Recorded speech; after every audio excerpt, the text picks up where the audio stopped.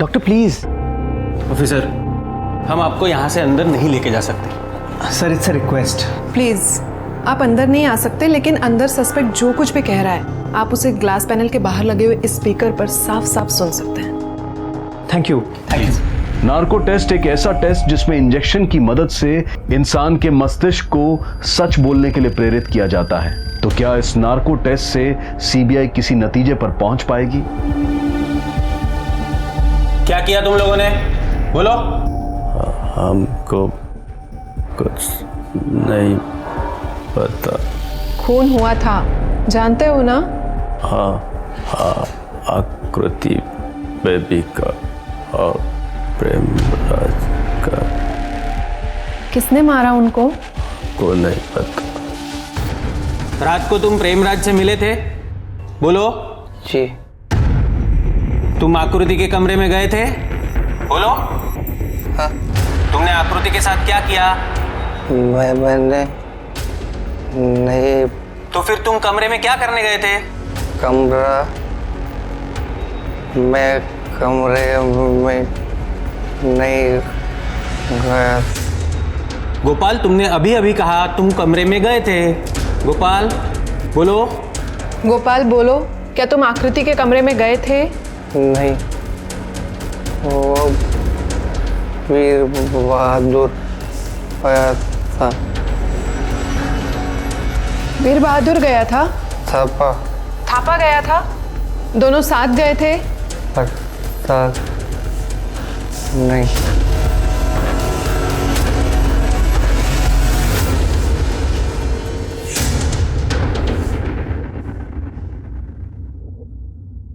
इस narco test में तो कुछ नहीं क्लियर हो रहा। सर डॉक्टर विनीता और डॉक्टर महेश, इन दोनों के लेड डिटेक्टर टेस्ट में भी कुछ नहीं आया। क्या करें सर? प्रेस कॉन्फ्रेंस में क्या कहेंगे अब आप? फाइनली गोपाल ने कन्फेस कर लिया कि खून उसी ने किया है। देखिए, हमारी सीबीआई की टीम को आकृति सनवार मर्डर केस में सफलता नहीं मिल पाई है। सीबीआई ऑफिसर लोक कुमार गोपाल को अरेस्ट करके बहुत बड़ा शेयर बन रहा था। हमारी सीबीआई की टीम ने गोपाल, थापा और वीर बहादुर इन तीनों का नार्को एनालिसिस टेस्ट किया। इस टेस्ट में यह लगा कि हत्या की इस घटना को इन तीनों ने ही अंजाम दिया है, लेकिन इन तीनों के खिलाफ हमें कोई ठोस सबूत नहीं मिला। नार्को टेस्ट के दौरान तीनों ही सस्पेक्ट्स ने हत्या की इस घटना को 3 अलग अलग तरीके से डिस्क्राइब किया है। इनफैक्ट खुद गोपाल ने 3 अलग बातें बताई हैं। सर ये रूमर्स है कि आपने गोपाल के साथ जबरदस्ती की है कि वो खून का इल्जाम अपने सर पे ले ले। ये सिर्फ रूमर्स है, कोई सच्चाई नहीं है इसमें। तो सर अगर आप लोग ये साबित नहीं कर पा रहे कि असली गुनहगार गोपाल और उसके दोस्त हैं, तो क्या ये मान लिया जाए कि डॉक्टर महेश सनवार ने ये कत्ल किया है? देखिए, हमने डॉक्टर महेश सनवार और उनकी पत्नी डॉक्टर विनीता सनवार के लाई डिटेक्टर टेस्ट करवाए हैं, लेकिन उनके खिलाफ भी हमें कोई ठोस सबूत नहीं मिले। इसका ये मतलब नहीं है कि हमने उन्हें क्लीन चिट दे दी है। आप लोग ध्यान से सुन लीजिए, इस केस की इन्वेस्टिगेशन तब तक चलती रहेगी जब तक असली मुजरिम सलाखों के पीछे न चला जाए। बट फॉर नाउ हम डॉक्टर महेश सनवार को सबूतों की कमी के आधार पर रिहा कर रहे हैं। 50 दिन जेल में काटने के बाद आज फाइनली डॉक्टर महेश सनवार को जेल से रिहा किया जा रहा है।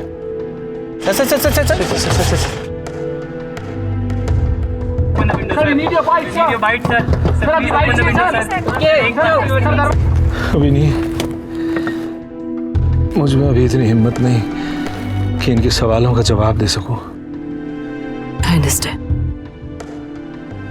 राकेश भाई, sir please open the window sir. You think sir 50 दिन जेल में बिताने के बाद आपको कैसा लग रहा है सर? क्या आखिर को वाकई में आपने मारा था सर?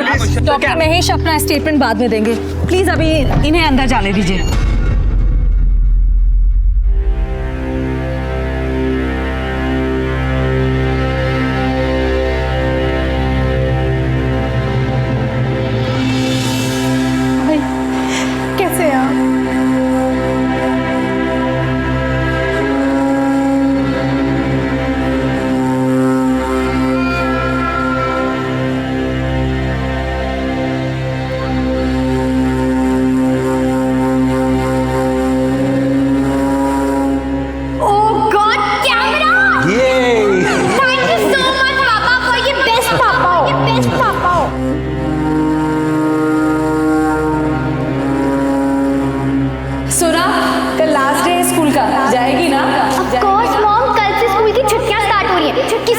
हालत में जाऊंगी, स्टील की हालत में जाऊंगी।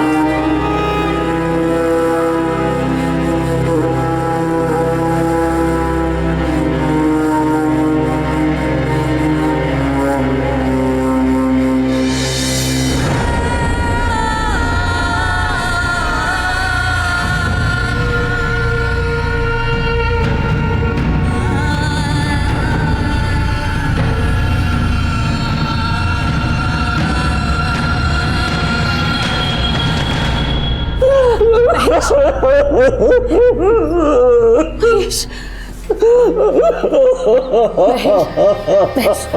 Mahesh, look at me.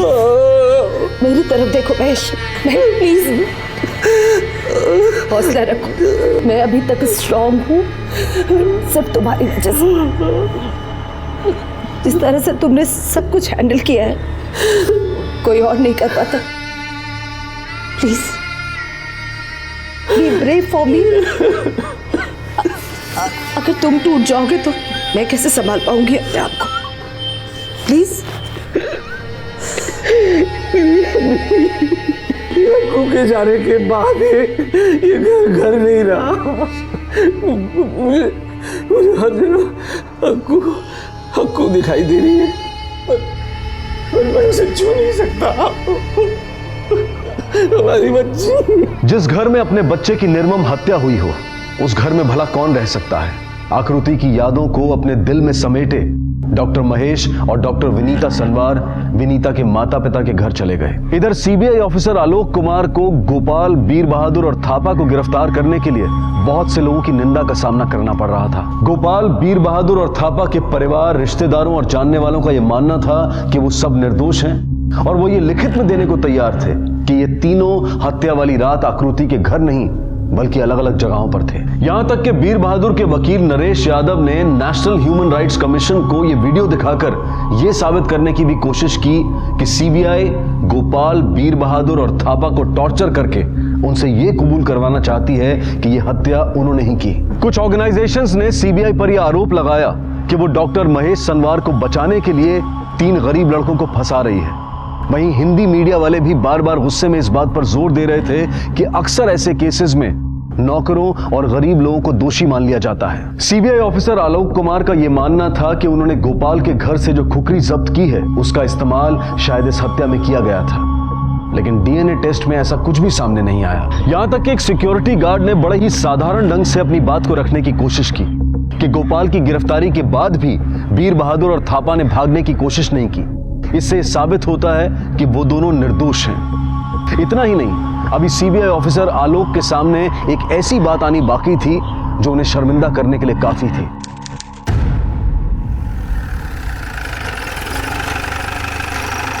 Sir, अब तो गोपाल और उसके साथी भी निर्दोष हैं, तो फिर सीबीआई आगे क्या प्लान कर रही है? Answer I just want to know कि क्या आपको अपनी इस इन्वेस्टिगेशन पे शर्मिंदगी महसूस हो रही है? ये क्या बेहुदा सवाल है? सीबीआई ने अपना काम पूरी ईमानदारी के साथ किया है। तो फिर ये क्या सर? इसमें साफ साफ लिखा है कि वो पिलो केस जो गोपाल के कमरे से मिला था उस पे खून के धब्बे प्रेमराज के थे। कमाल है सर, आप लोग अपने फैंसी टेस्ट में इतने बिजी थे कि आप लोगों का इस इन्वेस्टिगेशन की तरफ ध्यान गया ही नहीं। सर, ये रिपोर्ट आपने पढ़ी तो होगी ना? बिल्कुल पढ़ी है, और इस रिपोर्ट की जांच करके मैं आपको बताता हूँ। सर, ये केस पे क्या अपडेट है? सर, कुछ progress? No comments. Sir, investigation कहाँ तक पहुंची सर? लगता है इंतजार की घड़ी अब खत्म हुई। शायद आलोक कुमार हमारे लिए इस सवाल का जवाब लेकर आए हैं या शायद नहीं। एक्सक्यूज मी सर, जैसा कि मैंने आपसे कहा था, मैं इस रिपोर्ट की जांच करके आपको जवाब दूंगा। उस रिपोर्ट की बहुत अच्छी तरह से जांच की है मैंने, और जांच में यह बात सामने आई है कि लेबोरेटरी में लेबलिंग के वक्त गलती हुई थी। वो पिलो कवर गोपाल के नहीं बल्कि प्रेमराज के रूम से बरामद हुआ था। इसका मतलब साफ है कि वो प्रेमराज का पिलो कवर है जिसके ऊपर खून किसी भी वजह से हो सकता है। Am I clear? आप चाहते हैं हम आपके इस बात पे यकीन करें? बिल्कुल नहीं मैडम, लेकिन एक छोटा सा सवाल आपसे पूछ सकता हूँ? गलती तो किसी से भी हो सकती है ना, राइट? और जहां तक यकीन का सवाल है, ये है उस गलती का अपॉलॉजी लेटर। अपनी गलती की माफी मांगी है। आई थिंक अब आपको आपके सवाल का जवाब मिल गया होगा। धन्यवाद। Thank you sir. Excuse me, आप क्या कहना चाहेंगे इस बारे में? आपके ऊपर दो मर्डर चार्जेस लगे। कुछ कहिए, एक्सक्यूज मी, कुछ कहिए, कुछ कहिए। हम लोग गरीब हैं, हमारे पास पैसा नहीं है, हमारा बड़े अफसर लोगों से जान पहचान भी नहीं है। हमको और वीर बहादुर को बहुत मारा। हमारे ऊपर ये अत्याचार मत करो। आप ये चार्जेस फ्रेम हुए, क्या कहना चाहेंगे आप? इन लोगों ने मुझे बहुत टॉर्चर किया, जबकि मैंने कुछ किया भी नहीं है। और ये सीबीआई वाले, ये लोग जानबूझ के मेरे पर दबाव डाल रहे थे ताकि मैं ये इल्जाम अपने सर पे ले लूं। आप कहना चाह रहे हैं सीबीआई वाले आप पे दबाव डाल रहे हैं? हाँ, सीबीआई वाले मेरे पर दबाव डाल रहे हैं। और क्या क्या कहना चाहेंगे? और ये डॉक्टर साहब को बचाने की कोशिश कर रहे हैं सब लोग। आप कहना चाह रहे हैं सीबीआई पे दबाव डाल रही है? हाँ, सीबीआई दबाव डाल रही है। हम लोग निर्दोष है। Sir, excuse me, excuse me sir. आपने अभी अभी गोपाल और थापा की बात सुनी है। इनकी बात सुनकर बिल्कुल ऐसा महसूस ही नहीं हो रहा है कि ये किसी भी तरीके से झूठ बोल रहे हैं। क्या चल रहा है आलोक? What's going on? तुम्हारा ये पूरा मिशन गोपाल फेल कैसे हो गया?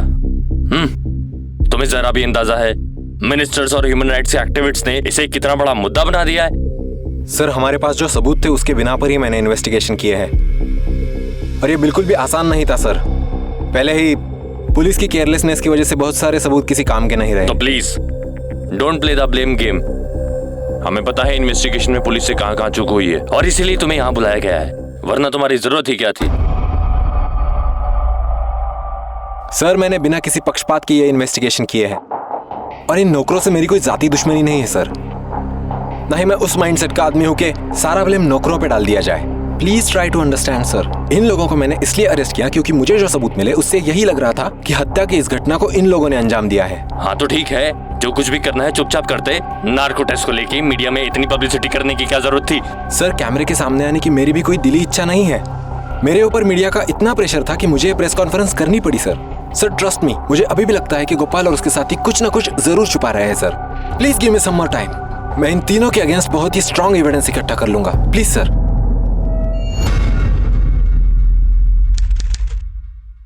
जस्ट थैंक गॉड कि उन्होंने महेश की इनोसेंसी को मान लिया। विन्नी, विन्नी, क्या हुआ माँ?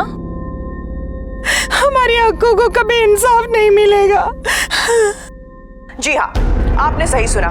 आकृति मर्डर केस में एक नया ट्विस्ट आ गया है। Joint director CBI Alok Kumar को इस केस से हटा दिया गया है। अभी सीबीआई ने ये स्टेटमेंट जारी करके ये बताया है कि इस केस की इन्वेस्टिगेशन एसपी अमिताभ सरीन के under additional SP S Paul की नई टीम करेगी।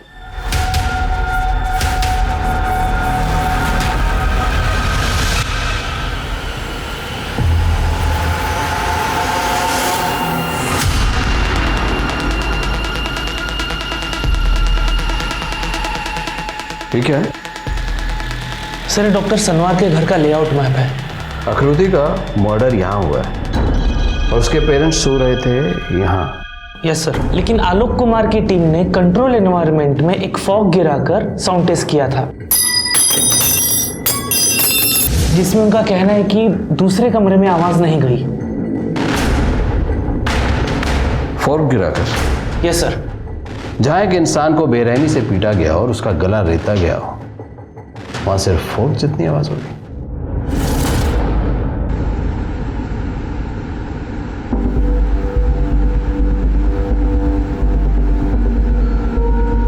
एसी ऑन है? हाँ सर, ऑन है। खिड़कियां भी बंद है? हाँ सर। बाहर का दरवाजा? बाहर का दरवाजा भी। मर्डर 12 से 3 के बीच हुआ है। Right sir. अभी 1 बजा। 50 की गिनती में शुरू करते हैं। Okay sir.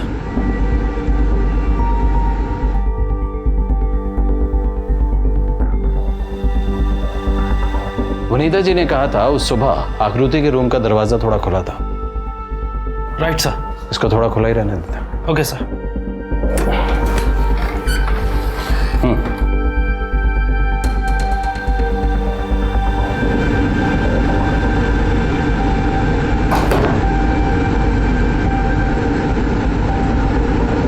One, 2, 3, 4, 5.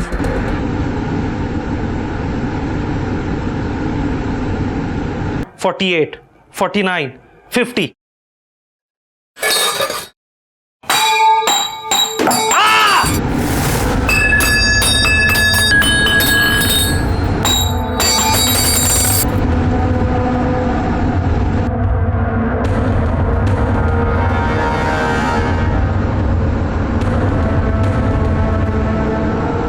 आवाज एकदम एकदम साफ है, इतनी क्लियर कि सोता हुआ आदमी भी जाग जाए। सर फिर से एक बार ट्राई करें क्या?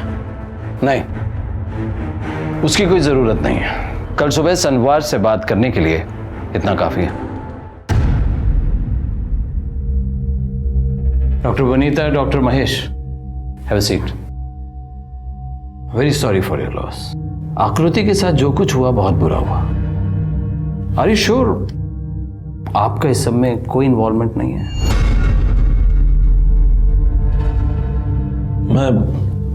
मैं समझा नहीं आप क्या कहना चाहते हैं। डॉक्टर महेश, ये बात मेरे गले के नीचे से नहीं उतर रही है। जिस रात आकृति का मर्डर हुआ आप लोगों ने कुछ नहीं सुना, आप लोग सोए रहे। आकृति ने कुछ तो शोर किया होगा। आपको क्या लगता है कि हम झूठ बोल रहे हैं? जो हुआ, जैसा हुआ वैसा ही हमने बताया। हमने कुछ भी पुलिस या सीबीआई से नहीं छिपाया है।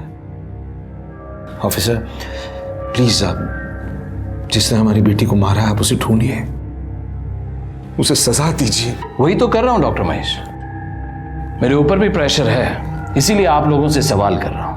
आकृति ने कुछ तो छिपाया होगा आपसे जिससे आप नाराज होंगे। Drugs, affair. मेरी बेटी ऐसा कुछ नहीं कर रही थी। She was very close to me. उसने कभी मुझसे कुछ भी नहीं छिपाया। नहीं, हो सकता है कुछ तो छिपाया होगा। तो आप कहना चाहते हैं कि इसकी वजह से हमने उसे मार डाला? नहीं नहीं, मैं वो नहीं कह रहा हूं, लेकिन अगर आपको पता चले कि आपकी बेटी का आपके नौकर के साथ नाजायज ताल्लुकात है। Shut up! Just shut up, Mr. Paul! You know what? किसी गंदी मेंटालिटी का इंसान ही इतनी गंदी और छोटी बात कर सकता है। आपकी कोई छोटी बच्ची नहीं है ना, इसीलिए 14 साल की बच्ची को आप इस नजर से देख रहे हैं। Calm down. What rubbish you are talking to us? What rubbish? Calm down, Winnie, please, for God's sake, calm down. आपको कोई और घटिया सवाल पूछना है या हम जाए?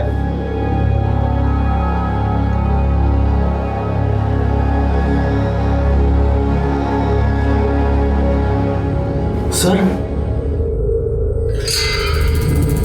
डॉक्टर वनीता ने तो अपनी बात कह दी, अब मेरी बारी है जवाब देने की। सर, वनीता सनवार बहुत ही स्ट्रांग औरत है और बहुत चालाक है। मुझे लगता है वो हमसे कुछ छिपा रही है। ये शायद तुम इसलिए कह रहे हो कि उसने सबके सामने तुम्हारे कपड़े फाड़ दिए। मुझे नहीं लगता आज तक तुमसे किसी ने इस तरह से बात की होगी। मैं मानता हूं सर, ऐसा कभी नहीं हुआ, पर मैं ये सब पर्सनल मोटिव की वजह से नहीं कह रहा। मैं इसलिए कह रहा हूं कि मैं साफ साफ देख सकता हूं आकृति का स्कूल में किसी के साथ अफेयर हो सकता है। सर, आई मीन, बच्चे काफी कुछ शेयर करते हैं लेकिन काफी कुछ छुपाते भी हैं। और जब मैं उनसे बात कर रहा था, वो दोनों एक दूसरे से लुक एक्सचेंज कर रहे थे, बहुत तोल के बातें कर रहे थे। और सब जानते हैं कि डॉक्टर महेश कितने गुस्से वाले आदमी। वाइस स्वैपिंग, नीना खेतानी के साथ अफेयर। सर, मैं मानता हूं पुलिस ने काफी गलतियां की हैं, लेकिन उनकी इन्वेस्टिगेशन सही दिशा पर जा रही थी। मुझे लगता है आकृति के मर्डर के तार सनवार के साथ जरूर जुड़े हैं। इसमें हमें और जांच पड़ताल करनी होगी। ठीक है, जो करना है सो करो, बट आई वॉन्ट रिजल्ट्स जितनी जल्दी हो सके। ओके?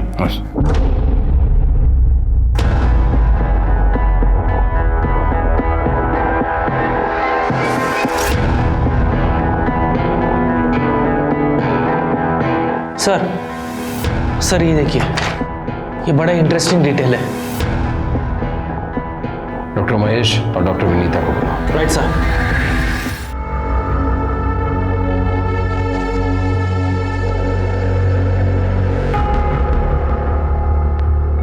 क्या हुआ मिस्टर पॉल?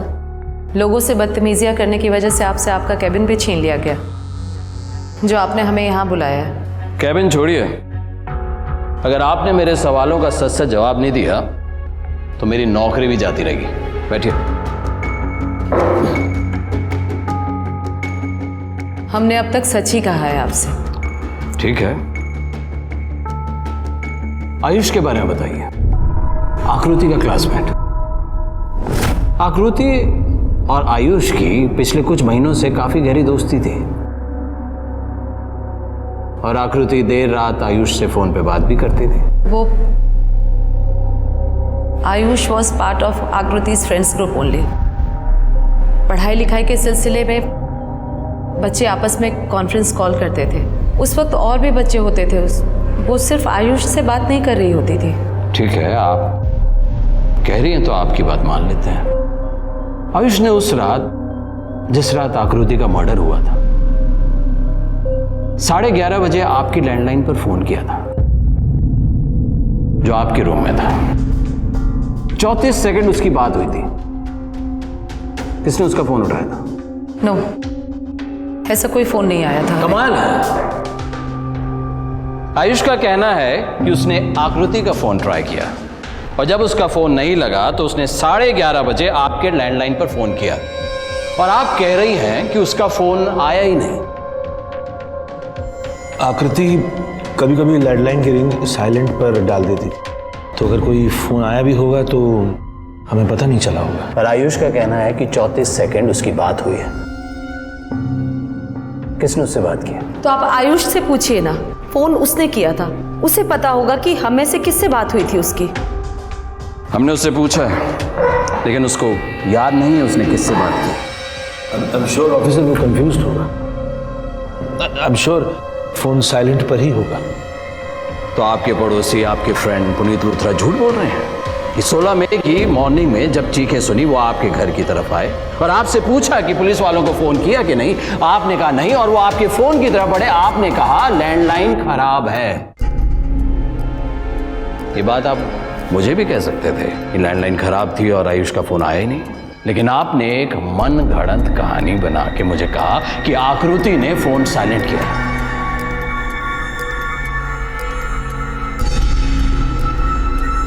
मुझे याद नहीं कि पुनीत से मेरी कभी कोई ऐसी बात हुई हो। मैम, आप अपना फोन कभी स्विच ऑफ करती हैं? नेवर। मैं अपना फोन कभी स्विच ऑफ नहीं करती। तो आपके रिकॉर्ड्स क्यों शो कर रहे हैं कि 9 जून शाम 7:40 से लेकर 12 जून 1 बजे तक आपका फोन बंद था? रिकॉर्ड झूठ नहीं बोलते मैम।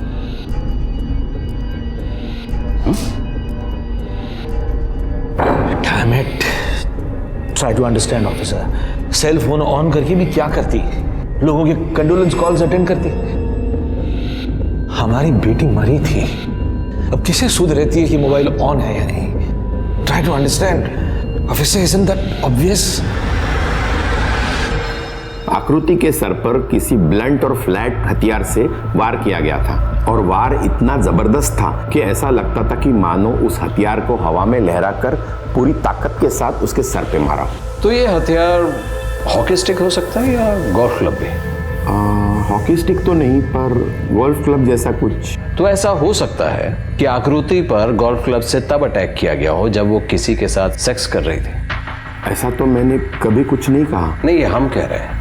आपको आकृति की बॉडी से कुछ भी ऐसा लगा कि मरने से पहले वो सेक्स कर रही थी? एक्चुअली आकृति का हेमन टूटा हुआ था और ऐसा लग रहा था कि उसके प्राइवेट पार्ट्स को साफ कर दिया गया हो। और आपने ये बात रिपोर्ट में छिपाई रखी, मेंशन नहीं किया?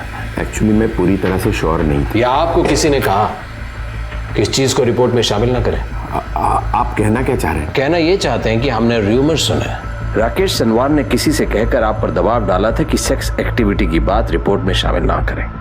ये सब झूठ है। सच झूठ की गांठें बहुत जल्दी खुल जाएंगी।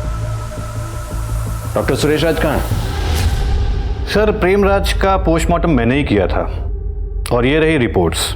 आप चाहें तो फिर से देख सकते हैं। ये रिपोर्ट बिल्कुल फाइनल है।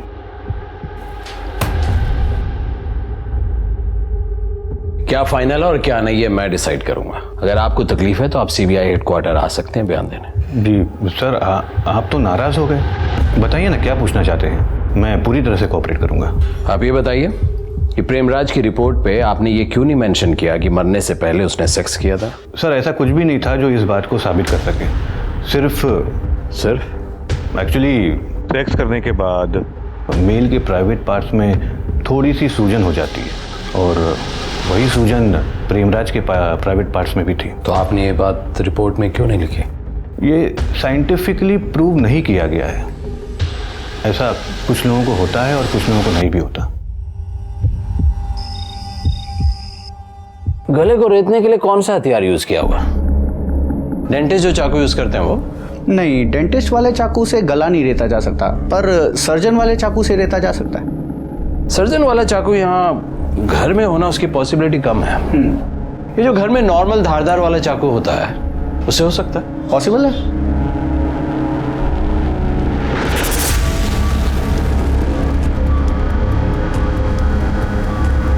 अब ये रूम बिल्कुल वैसे ही जैसे उस दिन सुबह था। शुरू कीजिए। ऑलराइट। देखिए, मैंने इसका गला बहुत ही कम दबाव से रेता है, क्योंकि पोस्टमार्टम रिपोर्ट के मुताबिक आकृति का गला रेता गया तब वो ऑलरेडी मर चुकी थी, यानी उसके दिल में खून का प्रवाह रुक चुका था। और फोटो के हिसाब से इस बैग पर एक भी खून का धब्बा नहीं है और आसपास की चीजों पर भी खून नहीं है। मतलब ये सारा सामान मर्डर के बाद यहाँ रखा गया। सबूतों पर से फिंगरप्रिंट्स किसने मिटाए? जिस निर्ममता के साथ आकृति का खून किया गया था, उसके बावजूद आकृति के कमरे के फर्श और दीवारों पर खून के दाग नहीं पाए गए। दोनों डॉक्टर्स सेक्सुअल एक्टिविटी का अंदेशा जता रहे थे, लेकिन पूरी तरह से अपनी बात को लेकर श्योर नहीं थे। डॉक्टर्स की रिपोर्ट भी विवादास्पद नजर आ रही थी। क्या वाकई इनकी रिपोर्ट और इनके बयान किसी दबाव की वजह से बने थे, या फिर वो इसे समझ नहीं पा रहे थे? सवाल कई थे। पहले पुलिस, फिर सीबीआई ऑफिसर आलोक और अब पॉल सभी इसे समझने की कोशिश कर रहे थे, लेकिन किसी भी नतीजे पर पहुंच नहीं पा रहे थे। सर, आकृति के फोन का पता चल गया है। उसका फोन बुलंदशहर में रहने वाले किसी मजदूर के पास है। बोल, आकृति को क्यों मारा? बोल। मैंने किसी को नहीं मारा साहब। घर में कैसे घुसा तू? प्रेमराज ने घुसाया? मैं किसी के घर में घुसा नहीं साहब। प्रेमराज ने घुसाया ना? प्रेमराज को जानता है ना तू? हाँ? नहीं साहब, नहीं साहब, मैं किसी को नहीं जानता साहब। मैंने कुछ नहीं किया साहब। झूठ बोला तो खाल उधेड़ के रख दूंगा। फोन ऑफ करके रखा था ताकि मामला ठंडा हो जाए, अब ऑन किया। हाँ? नहीं साहब, मेरे पास सिम कार्ड नहीं था साहब। सिम कार्ड नहीं था, इसीलिए बंद रखा था। अब सिम कार्ड मिला तो चालू है साहब। बोल, आकृति को क्यों मारा? बोल। मैंने किसी को नहीं मारा साहब।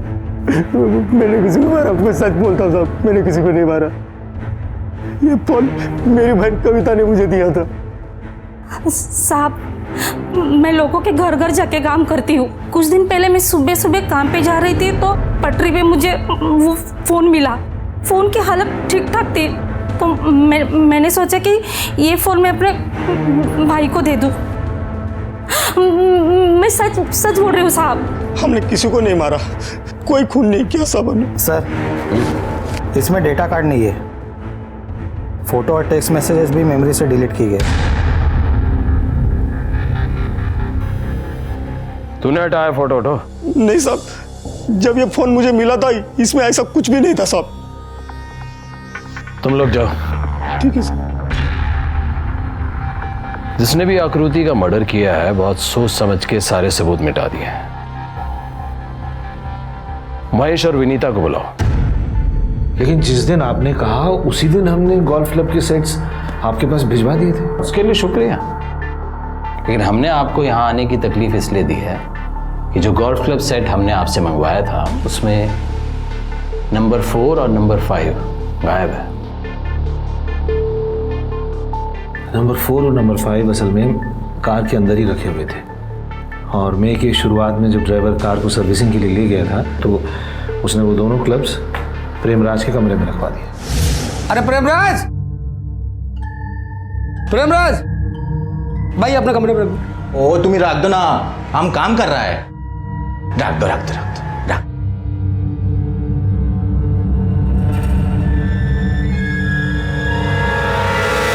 आपकी बात सही है और नहीं भी, क्योंकि पुलिस के इन्वेस्टिगेशन में प्रेमराज के कमरे से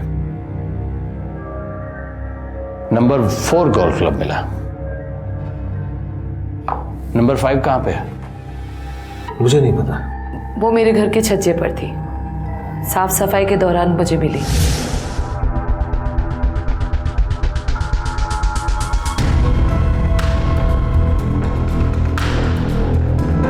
मैम साहब, ये क्या है?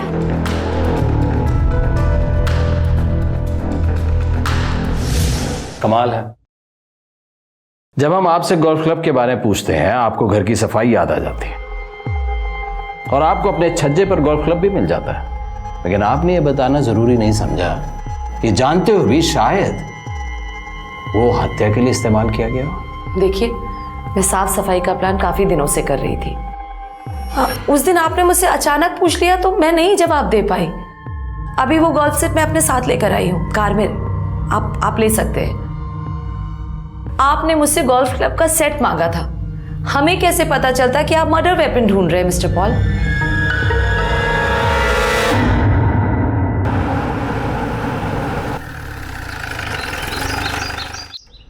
Thank you so much sir, आप मेरे कहने पर यहाँ पर आए। आप बिजी थे, हमने सोचा खुद ही आपसे चलकर मिल लें। डॉक्टर महेश की छत पर आप उस दिन क्यों नहीं गए? राम सिंह, और हमारी टीम ने आकृति का गद्दा भी उसके पड़ोसी के घर की छत पर डाला हुआ है। पर डॉक्टर महेश और उनके पड़ोसी की छत एकदम सटी हुई है। आपके लोगों ने प्रेमराज की लाश नहीं देखी? सर असल में छत की बीच की रेलिंग पर चादर सूख रही थी और चादर के पीछे लाश छुपाई हुई थी। और वो चादर किसकी थी आपने पता लगाया? जी, डॉक्टर महेश की। जी सर, फिंगरप्रिंट्स के लिए मैंने इसे टेस्ट किया था, लेकिन इस पर किसी के फिंगरप्रिंट्स नहीं मिले। लेकिन ऐसा कैसे हो सकता है कि बॉटल में खून के निशान है लेकिन फिंगरप्रिंट्स के निशान नहीं? सर, कातिल ने बॉटल को पोंछकर अपने फिंगरप्रिंट्स हटाए हो गया, लेकिन गलती से कुछ ब्लड के निशान इस पर रह गए, और उतने निशान ये साबित करने के लिए काफ़ी है कि वो ब्लड जो बॉटल पे लगा था वो प्रेमराज और आकृति का था। कातिल बहुत चालाक लगता है। उसने 2 खून किए और आराम से बैठकर स्कॉच पी और प्लान किया कि आगे क्या करना है। सिर्फ चालाक ही नहीं सर, पढ़ा लिखा भी है, तभी तो वो जानता था कब क्या और कैसे करना है।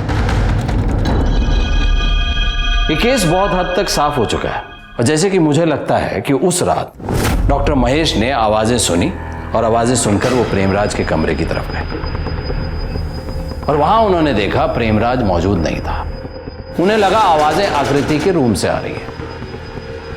वहां जब आए तो उन्होंने देखा आकृति और प्रेमराज दोनों अपनी छत के लोग उसको ना देख पाए।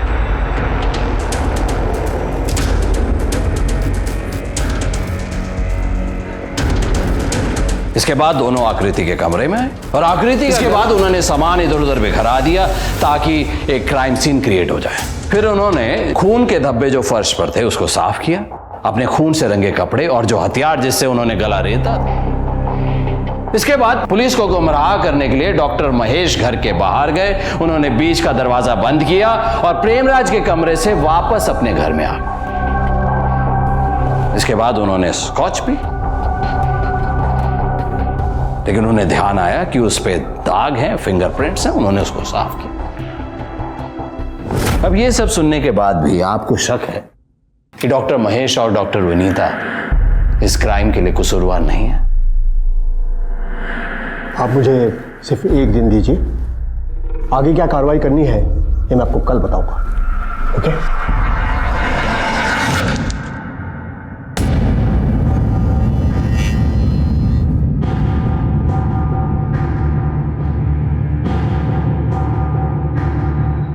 मिस्टर पॉल, हम आपकी मेहनत और लगन की कदर करते हैं, लेकिन सर?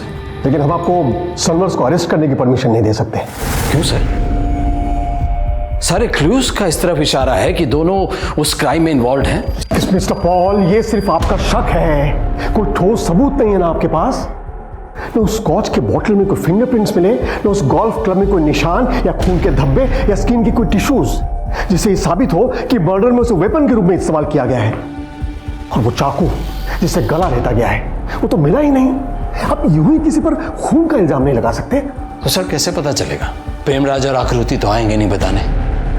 उसके पेरेंट्स ने कितना जल्दी अंतिम संस्कार कर दिया आकृति का, आपको लगता नहीं कवर अप है? प्लीज सर, ऐसा मत कीजिए, मैं बहुत करीब हूं इस केस को सॉल्व करने के।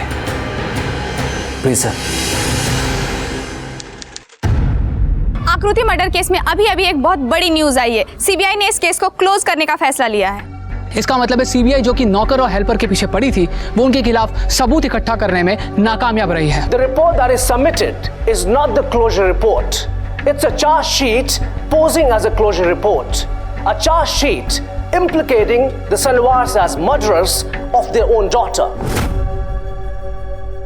सनवार परिवार ने मीडिया में यह कहा कि सीबीआई ने जानबूझकर अपनी क्लोजर रिपोर्ट में डॉक्टर महेश और डॉक्टर विनीता सनवार पर उंगली उठाई, क्योंकि सीबीआई वाले उन पुलिस वालों के साथ काम कर चुके थे जिन्होंने पहले डॉक्टर महेश सनवार पर अपना शक जाहिर किया था। सनवार का पूरा परिवार सीबीआई के खिलाफ सामने आ गया। उन्होंने कहा कि सीबीआई झूठे और बेबुनियाद आरोप लगाते हुए इस केस को रफा दफा करना चाहती है। डॉक्टर विनीता सनवार ने तो यहां तक कहा कि सीबीआई की वजह से उनकी जिंदगी बर्बाद हो गई है। और इस सब के बाद सनवार्स ने सीबीआई द्वारा सबमिट की गई क्लोजर रिपोर्ट के खिलाफ अपनी याचिका दायर की। सर प्लीज, सर आप क्या कहना चाहेंगे इस पेटिशन के खारिज होने पर? कुछ कहना चाहेंगे आप सर? देखिए अभी खारिज हुई है, लेकिन इसका मतलब ये नहीं कि मामला खत्म हुआ।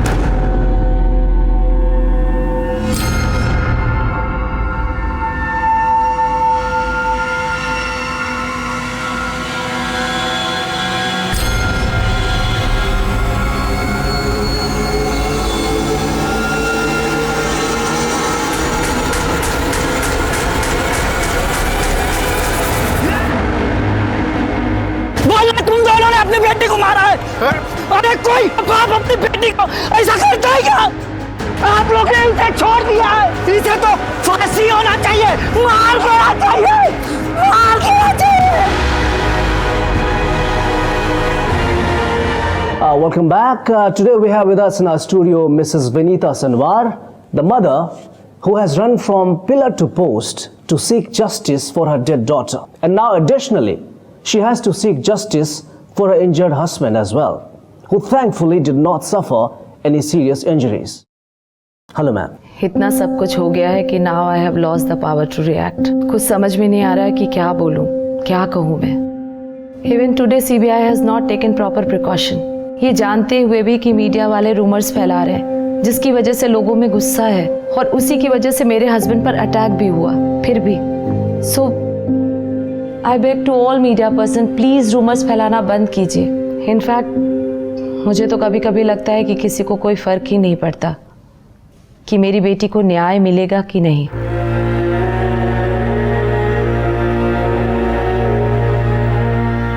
बेटा, तुमने बिल्कुल सही कहा।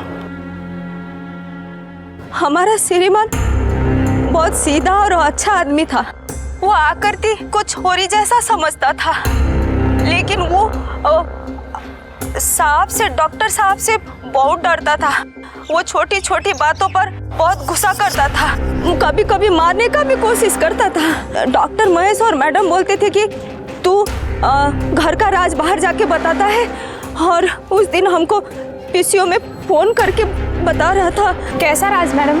ये तो हमको नहीं बताया।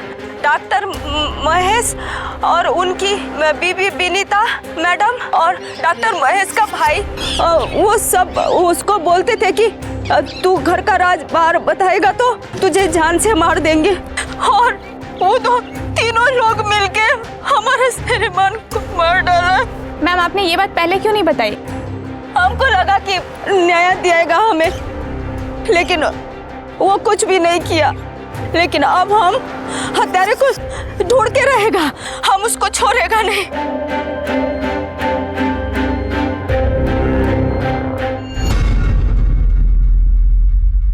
5 मार्च 2011 को मजिस्ट्रेट ने सीबीआई की क्लोजर रिपोर्ट को चार्जशीट में बदलते हुए डॉक्टर महेश और डॉक्टर विनीता सनवार को आकृति और प्रेमराज के खून का मुख्य संदिग्ध मानते हुए सम्मन भेजा।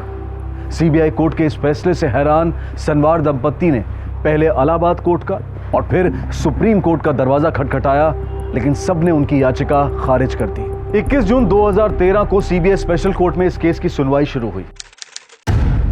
आइए जरा डॉक्टर विनीता सनवार से जानने की कोशिश करते हैं कि आखिर अंदर हो क्या रहा है। एक्सक्यूज मी मैम, कोर्ट की प्रोसीडिंग्स पे आप कोई अपडेट देना चाहेंगे? सीबीआई का कहना था कि गोपाल के घर से जो पिलो केस मिले हैं उसमें प्रेमराज के ब्लड के सैंपल्स हैं, पर अब सीबीआई कह रही है कि लेबलिंग में कुछ मिस्टेक हुई है। वो ब्लड सैंपल्स वाले पिलो केस प्रेमराज के रूम से ही मिले हैं। हमारे बार बार कहने पर जज ने वो गोपाल, वीर बहादुर और थापा के नार्को टेस्ट को कोर्ट में शामिल नहीं किया।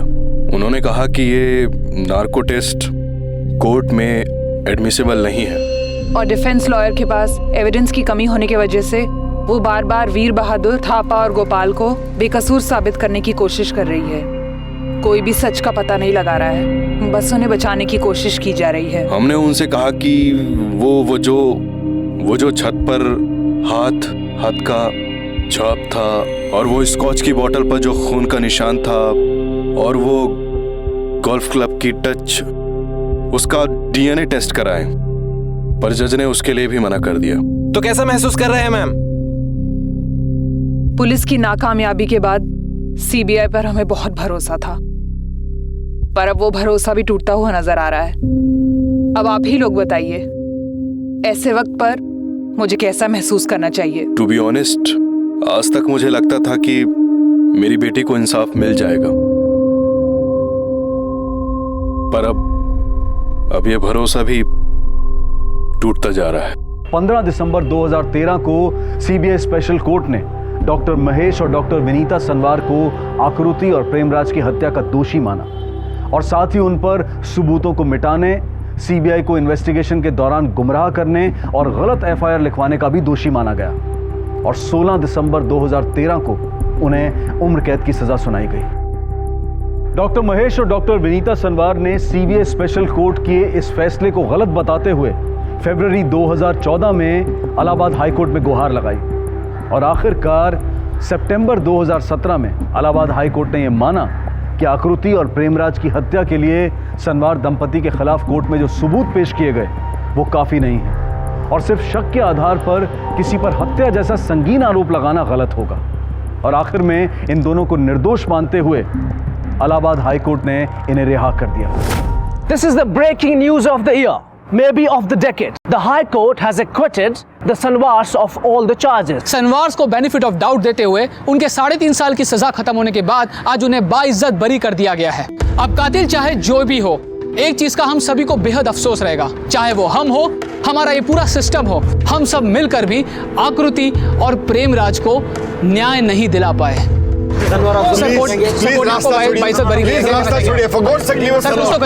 डॉक्टर महेश और डॉक्टर विनीता सनवार की रिहाई के साथ इस केस की कानूनी कार्रवाई तो खत्म हो गई है, कम से कम फिलहाल के लिए तो, लेकिन आकृति की हत्या अब भी एक पहेली बनी हुई है। हत्यारे को लेकर आज भी लोगों में अलग अलग धारणाएं हैं। एक छोटी सी बच्ची और एक अधेड़ उम्र के नौकर के बीच में शारीरिक संबंध और उसके माता पिता के अपने ही बिजनेस पार्टनर्स के साथ अनैतिक रिश्ते की बात मीडिया के लिए एक सनसनीखेज खबर बन गई। आलोचकों का यह कहना है कि मीडिया की उत्तेजना और पुलिस की गलत धारणा की वजह से ही आकृति और प्रेमराज को न्याय मिलना अधूरा रह गया। देखते हैं हमारे आज के एपिसोड की दूसरी कहानी।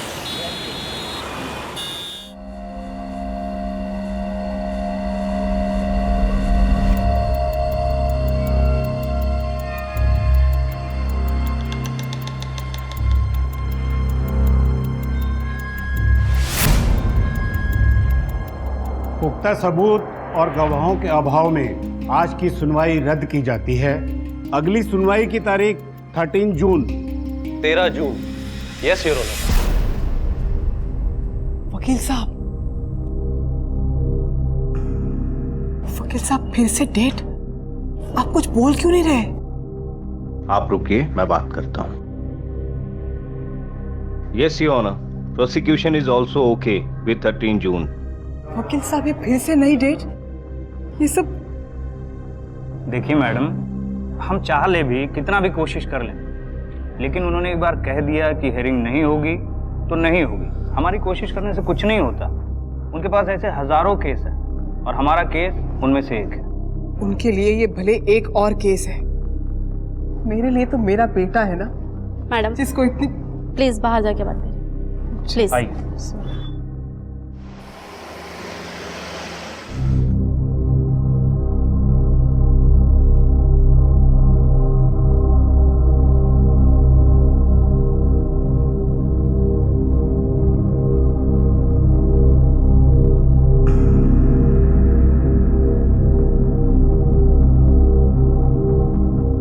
माँ,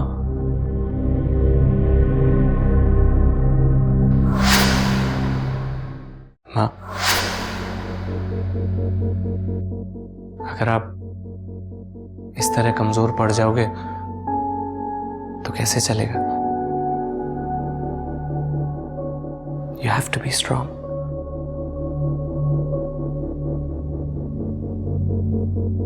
आप ही तो कहते हो कि हमें स्ट्रांग बनना है, हमें फाइटर बनना है, और जो आखिरी तक लड़ते हैं वो जीतते हैं।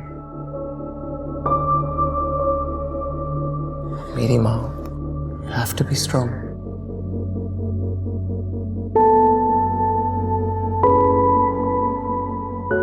मेरे लिए you have to be strong.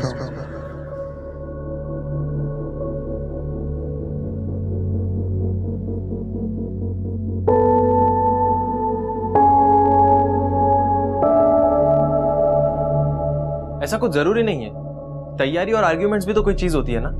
ये लॉयर अब तक एक कोर्ट डेट नहीं जुटा पाया। नहीं, we need a better lawyer. या तो ये इसकी बस की बात नहीं है, या तो ये एफर्ट ही नहीं डाला। अच्छा, मैं आपको फिर कॉल करता हूं। तब तक आप प्लीज कोई देखिए बेटर लॉयर, कोई रिकमेंडेशंस, कोई कांटेक्ट। Thank you.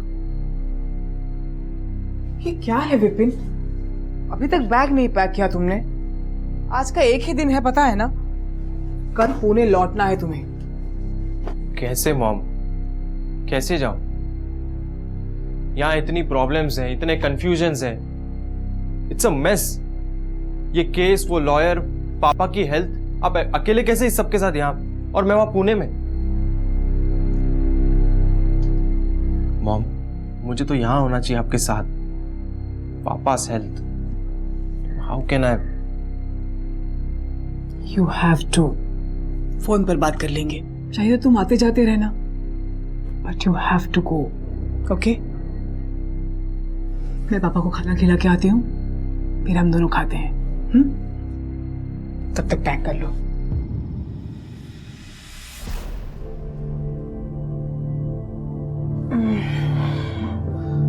लीजिए, खाना खा लीजिए।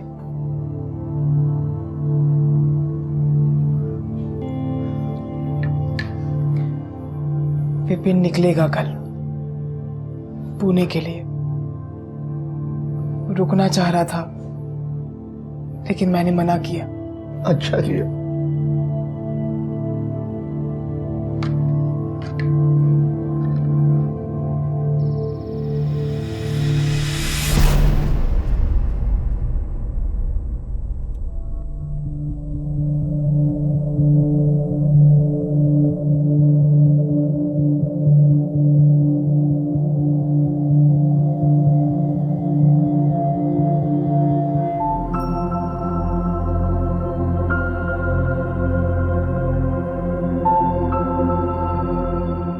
विपिन, बेटा पुणे में सब ठीक है ना? सब ठीक है मॉम।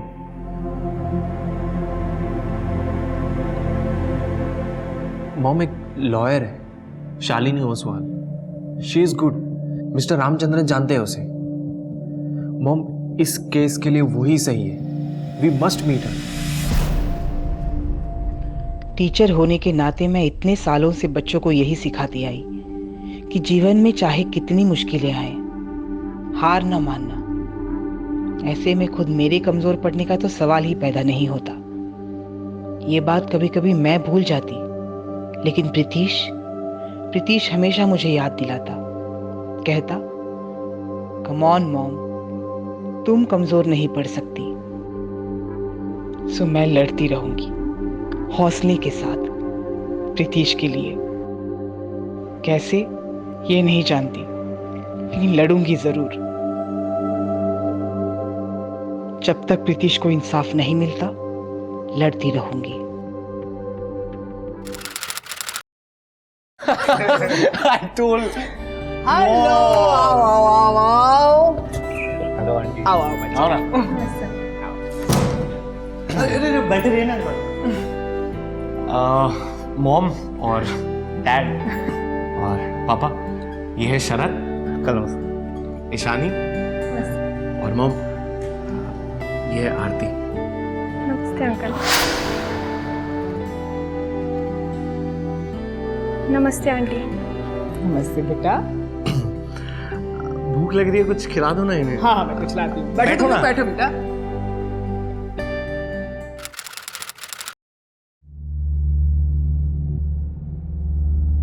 आप लड़ेंगी ना आप हमारा case? Sure, I take up this case. सबसे पहले इस केस को हमें दिल्ली शिफ्ट करना होगा। यहाँ हम कुछ नहीं कर सकते, क्योंकि जिन लोगों से आप लड़ रही हैं वो राजनीति में काफ़ी स्ट्रांग हैं। वो इस केस को आगे नहीं बढ़ने देंगे। अगर आप चाहती हैं कि ये केस आगे बढ़े, we have to make sure that this case shifts to Delhi. Delhi shift किया है केस। यहाँ पर बात कंट्रोल में थी और वहां पर बात हाथ से निकल गई ना, तो क्या करेंगे? अरे क्या उखाड़ लेना दिल्ली ने? पहले भी तो निकल गए थे बाहर, इस बार भी निकल जाएंगे, टेंशन ना लो। तुमसे तो बात करना ही बेकार है। कुछ कीजिए, निकालिए लड़के को इस बवाल से बाहर। देखते हैं सर क्या पॉसिबल हो सकता है। वैसे भी कन्फेस कर चुके हैं।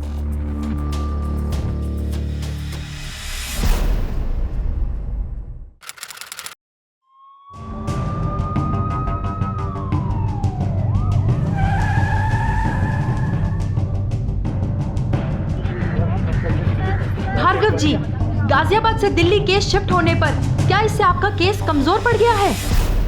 बचने नहीं देंगे इन्हें, भरोसा रखिए मुझ पर, अपने आप पर। मैम, मिसेस प्लीज, मैम, आप पर क्या कोई दबाव डाला जा रहा है? प्लीज, मैम, आपने दूसरा प्रोसिक्यूटर क्यों चुना है? कन्फेशन? जी मैडम, मैंने कोई कन्फेशन नहीं किया। और क्या नाम है उस लड़के का? प्रीतीश। जी, प्रीतीश। मैं तो उस लड़के का नाम तक नहीं जानता। उसका और मेरी बहन का कोई चक्कर वक्कर नहीं था सर। और जब कुछ था ही नहीं तो मैं मारूंगा क्यों? हमारे पास रिकॉर्डिंग है आपकी कन्फेशन की। आपने खुद कहा था कि मैडम, जबरदस्ती पुलिस वालों ने लॉकअप रूम में हमारे साथ जबरदस्ती की, टॉर्चर किया, दबाव डाला, सिगरेट के चट्टे लगाए। कमाल है, हर केस में आपके साथ यही होता है। मोनिका पॉल केस में भी इन्होंने यही बहाना दिया। इतनी आसानी से किसी की जान लेकर सबके सामने झूठ बोल दिया।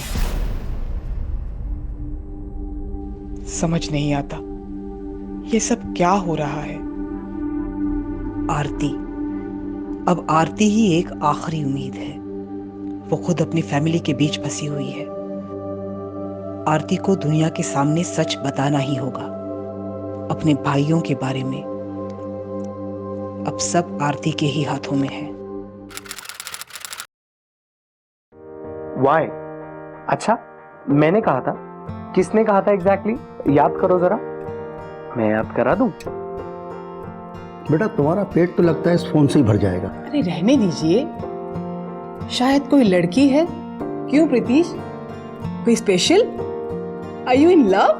मम्मा ऐसा कुछ नहीं है, हम खाना ही खा रहा हूँ ना। सच बताओ। मम्मा ऐसा कुछ नहीं है, खाना खा रहा हूँ। रियली?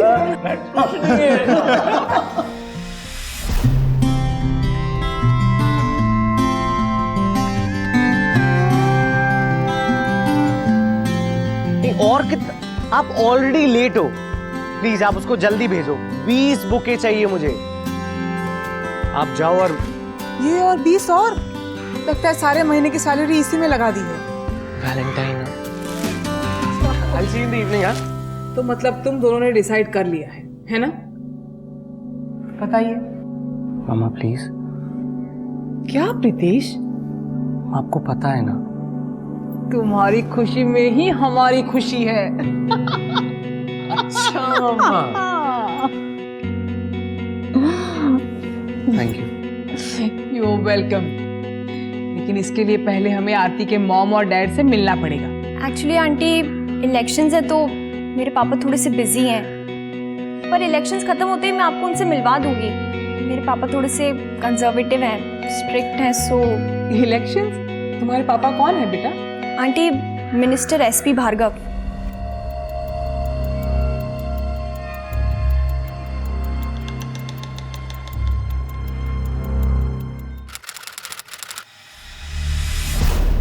आरती कोर्ट से भाग रही है, यूके में जा बैठी है ताकि इस केस से छिप सके। यूके में? तो कोर्ट ने सम्मन भेजे हैं, लेकिन मुझे नहीं लगता कि वो आएगी। उसे जबरदस्ती वहां रखा होगा, डरा धमका कर। उसके भाई ने जो किया उसे देखकर डर गई होगी। लेकिन हम पूरी कोशिश करेंगे, कोर्ट की तरफ से इतना प्रेशर क्रिएट करेंगे, देखते हैं कैसे नहीं आती। आइए। वारदात के बाद जो केस इतना साफ था अचानक पेचीदा हो गया। आरोपी अपने इकबालिया बयान से मुकर गए। पुलिस पर जबरदस्ती बयान बुलवाने का आरोप लगा। जिस आरती के बयान पर पूरा केस टिका हुआ था, पूनम कोठारी की उम्मीदें कायम थी, वो आरती देश से दूर, कानून की पहुंच से बाहर थी। 3 साल लगे किसी तरह से आरती को कोर्ट तक खींच कर लाने में। 3 साल। और दुर्भाग्यवश इसी दौरान पूनम कोठारी ने अपने पति परीक्षित कोठारी को खो दिया। पूनम कोठारी लगभग हार चुकी थी। उनका हौसला टूटने की कगार पर था जब एक घटना ने उन्हें शक्ति दी, उम्मीद दी। मीडिया के दबाव के कारण एसपी भार्गव को अपने पद से इस्तीफा देना पड़ा। पूनम कोठारी को महसूस हुआ कि अब वो इस जंग में अकेली नहीं थी। अरे टेंशन ना लो पापा, ज्यादा ना लंबा चलेगा ये केस, बहुत जल्दी खत्म हो जाएगा, फिर लड़ लेना इलेक्शन। याद है सोनू के बाप ने किस तरह थप्पड़ मारा था उसको? जब मोनिका पर गोली चलाकर पहली बार उनके सामने आया तो हमने रोकने की कोशिश की उनको। गलती हो गई हमसे। तभी तुम्हें भी 2 चांटे लगाए होते ना तो आज ये दिन ना देखना पड़ता। आखिरकार साल 2006 में यह केस आगे बढ़ने लगा। 2006 वो साल था जब 3 हाई प्रोफाइल केसेस ने देश के सामने, देश की न्यायिक प्रणाली के सामने कई सवाल खड़े कर दिए थे। और ये वो साल था जब मीडिया से प्रेरित सैकड़ों नागरिकों ने एकजुट होकर एक आवाज में इंसाफ की गुहार लगाई थी और न्यायिक प्रणाली को झकझोर कर रख दिया था। सुदर्शनी सिंह मामला, मोनिका पॉल हत्याकांड और अब प्रीतिश कोठारी मर्डर केस, इन दोनों मामलों में इस क्रांति के कारण अदालती फैसलों ने पूनम कोठारी को एक नई उम्मीद दी थी। लेकिन क्या इन दोनों मामलों की तरह तमाम रुकावटों के बावजूद पूनम कोठारी को इंसाफ मिला? इंटरनेशनल फ्लाइट है बेटा, कितनी देर? 3 घंटे पहले तो एयरपोर्ट पहुंचना होगा। चलो। मॉम,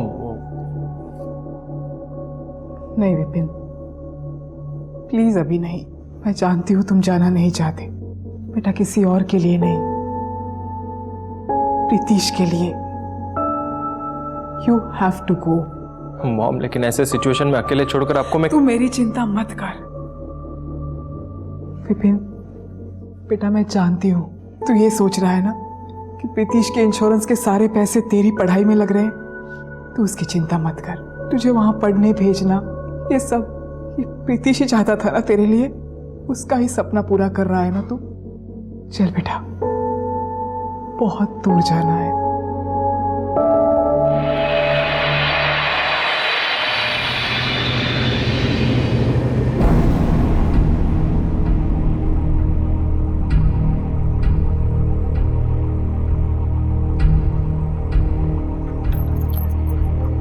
देखता है। अरे ये हमारा फेवरेट शो है यार। और इस बोरिंग चीजें देख के हंसते हो आप। ये बोरिंग है। बच्चा मोबाइल में लगा रहता है, बोरिंग है। मोबाइल में क्या लगा रहता है? चेंज मत कर अब चेंज मत। नहीं नहीं अब चेंज। ये क्या है? अरे देखो, ये चेंज कर देगा अभी। चेंज कर देगा। हटा दे मत। अरे लाओ यार प्लीज यार। देखो मम्मा, अरे जो है ना उसको। कहाँ रह गए थे? आ गई भाई। कहाँ कॉलेज में जाऊंगी और कहाँ जाऊंगी मैं?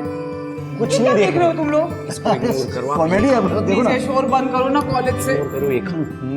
कैसा है? मैंने बनाया। बस उन्हीं का ख्याल रखना, हमें तो भूल गई। तुम चाय बनाओगे? नहीं, मैं बना दूंगी। तुम लोग चाय पियोगे ना? मैं चाय बना के लाती हूँ। अरे बेटे बस अभी फ्रेश होकर चाय बना के लाती हूँ। तो ख्याल ही नहीं है बिल्कुल। मीठा कम। सुन, अच्छा हुआ मम्मा आ गई, तो तेरे हाथ की चाय पी के क्या हमें मरना था? अरे कुछ भी बोलता है मम्मा।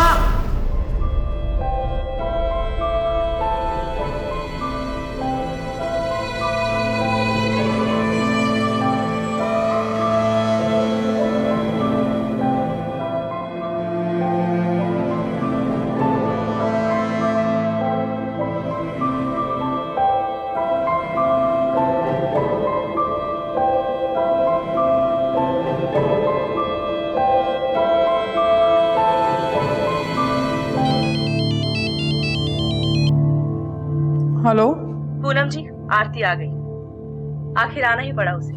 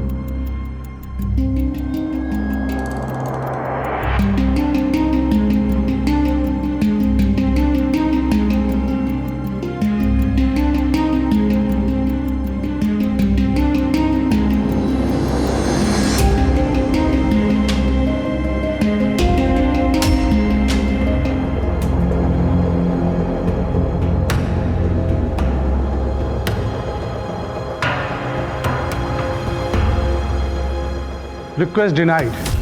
डिफेंस ने अदालत से ये रिक्वेस्ट की है कि आरती भार्गव अपना बयान पूनम कोठारी के एब्सेंस में दे। अदालत को डिफेंस की ये दलील मंजूर नहीं है। पूनम कोठारी यहीं कोर्ट में रहेंगी।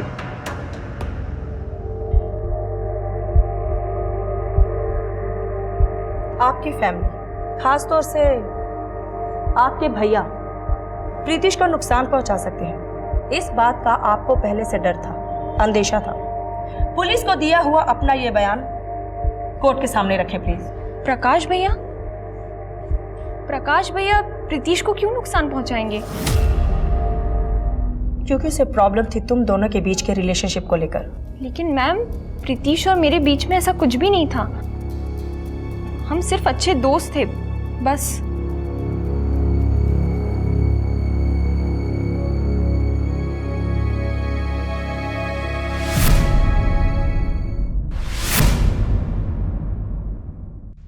सिर्फ दोस्त? आरती भी? आज सबके सामने आरती ने प्रीतिश के साथ अपने रिश्ते को झुठला दिया, अपने प्यार को नकार दिया। प्रीतिश ऐसा कभी न करता। काश पहले पता होता। काश प्रीतिश जान जाता कि आरती उसके लायक नहीं।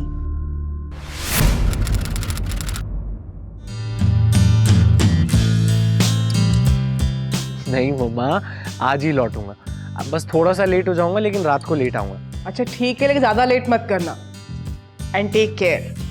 क्यों टेंशन ले रहे हो आप? मैं पहुंच जाऊंगा, डोंट वरी। प्रीतिश, डांस शुरू हो गया, चलो। अच्छा मम्मा, मैं कॉल करता हूँ, ठीक है? अच्छा बाय। लव यू माँ, बाय। Love you to.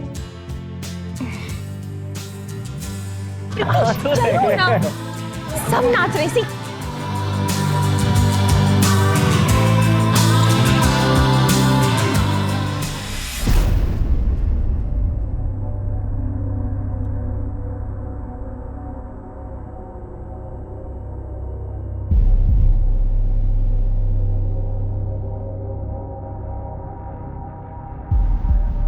आपने प्रीतिश को कहीं पर देखा है क्या? नहीं। आपने?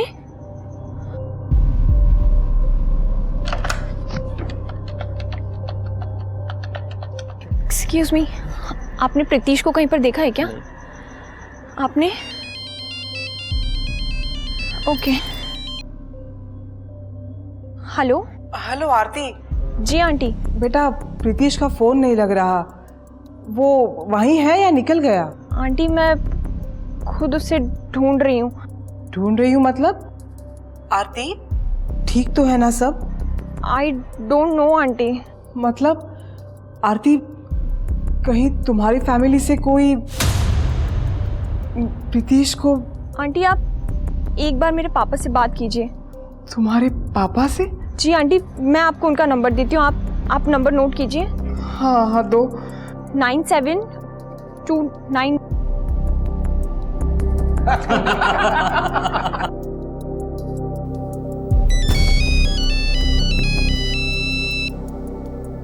हेलो। हेलो भार्गव जी, मैं पूनम कोठारी, वो प्रीतिश की मदर। प्रीतिश आरती का दोस्त है ना?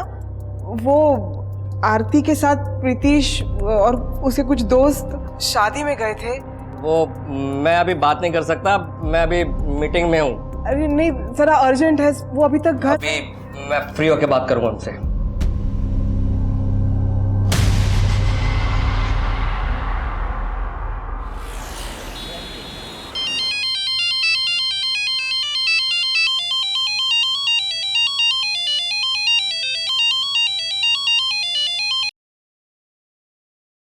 हेलो। हेलो विपिन, आरती। क्या हुआ? Is everything all right? Vipin, मुझे लगता है कि प्रीतिश किसी प्रॉब्लम में है। वो भैया उसे कहीं ले गए थे और कोई मेरा फोन नहीं उठा रहा है, ना प्रीतिश ना भैया। मुझे कुछ समझ नहीं आ रहा है मैं क्या करूं। अब मैं घर जाके तुमसे फोन पर बात नहीं कर पाऊंगी, मैं तुम्हें ईमेल करूंगी, ठीक है? मैं अपना मेल चेक करूँ। हाँ, और हाँ, तब तक प्लीज प्रीतिश को फोन ट्राई करते रहो, ओके? अरे लेकिन वो लोग गए कहाँ? ऐसे तो it's impossible. Aarti, hello hello. ये फोटो है सब। दोस्त की शादी में गया था। रात को 11 बजे के आसपास मेरी आखिरी बात हुई थी। उस वक्त तो कह रहा था कि 1 घंटे में घर वापस आ जाएगा। उसके बाद अभी तक लौटा नहीं है सर।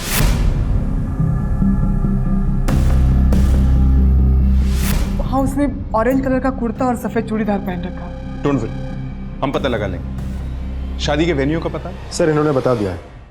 अच्छा, आपके बेटे की दोस्त आरती, उसकी भी पूरी इंफॉर्मेशन चाहिए हमें। उसका नाम, उसका एड्रेस पता है आपको? जी, वो मिनिस्टर एसपी भार्गव की बेटी है।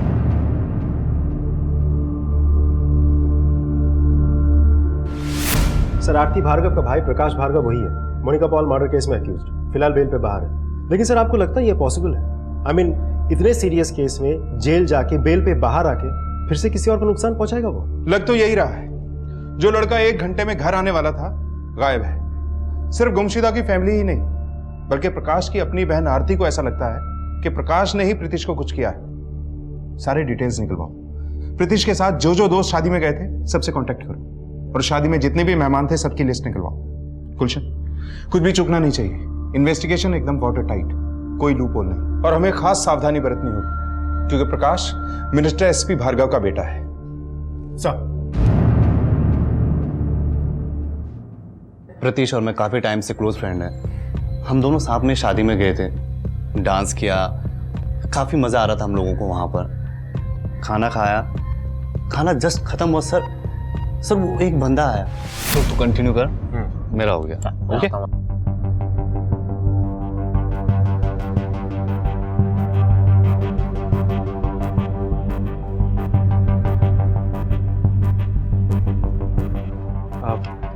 क्या बात है भैया?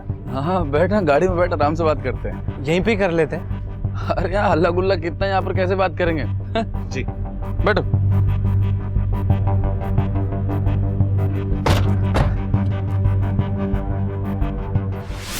इसे देखा तुमने? जी साहब वहाँ से यहाँ आए, यहाँ गाड़ी पहले से ही रुकी हुई थी, बैठे और चले गए। किसके साथ बाहर आया था? गाड़ी में कौन कौन था? कुछ देखा था तुमने? जी साहब, ये भार्गव जी के बेटे प्रकाश भार्गव जी, और साहब क्या नाम था उसका, विहान जी, वो गाड़ी में बैठे साहब और चले गए।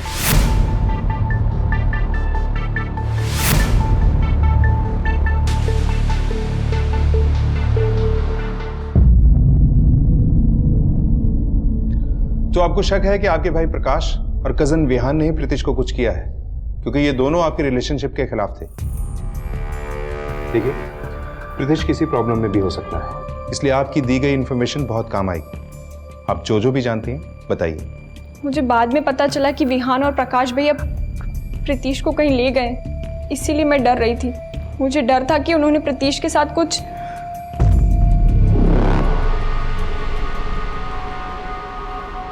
सर ये बात तो कंफर्म है कि प्रीतिश को प्रकाश और विहान अपने साथ ले गए होंगे। हमें उनके साथ बात करनी बहुत जरूरी है सर। लेकिन मुझे डर है कि it may be a little late. Anyway, let's hope ऐसा कुछ भी ना हो और प्रीतिश सही सलामत हो। ढूंढ निकालो इस प्रकाश भार्गव और Vihaan Bhargava, quick. Sir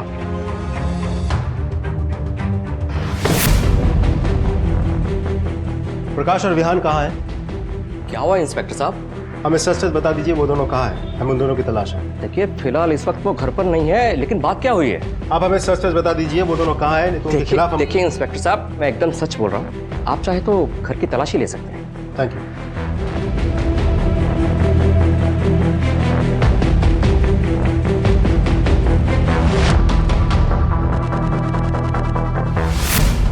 sir प्रकाश और विहान दोनों गायब हैं। प्रीतिश की कोई इन्फॉर्मेशन नहीं हमारे पास।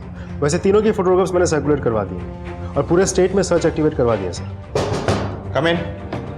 सर कोई आदमी आया है विजय नाम का, वो कह रहा है कि उसके पास प्रीतिश कोठारी के बारे में कोई इन्फॉर्मेशन है। बुलाओ। ठीक है सर। सर मैंने प्रीतिश कोठारी का मिसिंग पोस्टर्स देखा बाहर, इसलिए मैं आप लोगों के सामने आया। हाँ सर यही सर, 3-4 दिन पहले रात को इनके साथ 2 लोग और थे, और सर इन्हीं के साथ ये प्रीतिश भी था सर। अबे आंखें फूट गई है क्या? दिखाई नहीं देता गाड़ी बंद है? ए तेरे बाप का रास्ता ही है, हट यहाँ से। आप बाप पे मत जाना, गाड़ी बंद है। गाड़ी बंद है तो मनमानी करेगा, काट के रख देंगे तुझे भी और तेरी इस फटफटिया को भी। चल हटा इसे, हटा।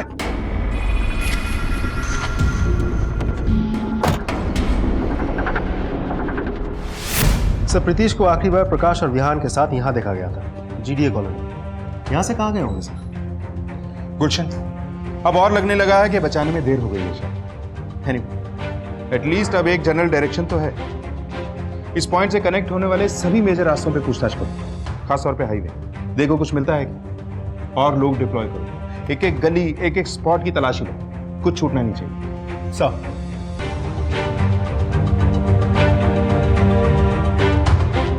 पुलिस ने उस इलाके का चप्पा चप्पा छान मारा।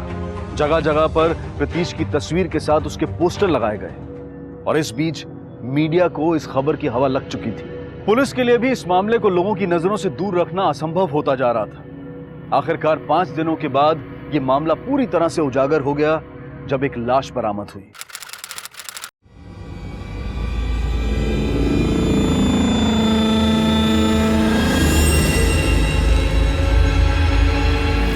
हटिए आप लोग हटिए प्लीज, हटिए हटिए पीछे प्लीज, हटिए। लोगों को दूर रखो, क्राइम सीन कंटामिनेट नहीं होना चाहिए। मीडिया को जितना दूर हो सके रखो और एंटायर एरिया एक एक इंच अच्छे से चेक करो, देखो कुछ मिलता है कि नहीं। जी साहब, पीछे जाइए प्लीज, पीछे जाइए और पीछे जाइए प्लीज। प्रीतिश के घर वालों को कांटेक्ट करो और बॉडी आइडेंटिफिकेशन के लिए बुलाओ।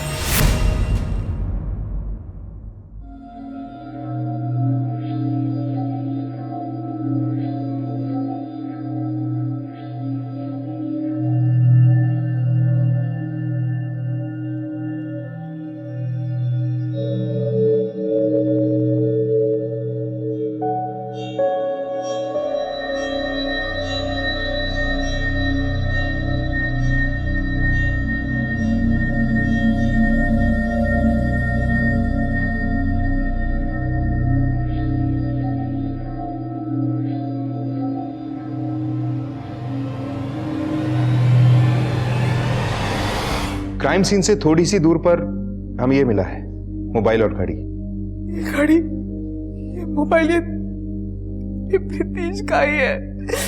आरती ने उसे गिफ्ट दी थी, हमेशा पहने रखता था। प्रीतिश ही है ये। गुलशन, इसके बावजूद आइडेंटिटी को ऑफिशियली कंफर्म करना होगा। डीएनए टेस्ट अरेंज करो। प्रकाश और विहान को जल्द से जल्द ढूंढना होगा। मीडिया भी इस केस में इन्वॉल्व है। केस को हाई प्रोफाइल बनाने में टाइम नहीं लगेगा। हमें जल्द से जल्द इस केस को कंट्रोल करना होगा। सब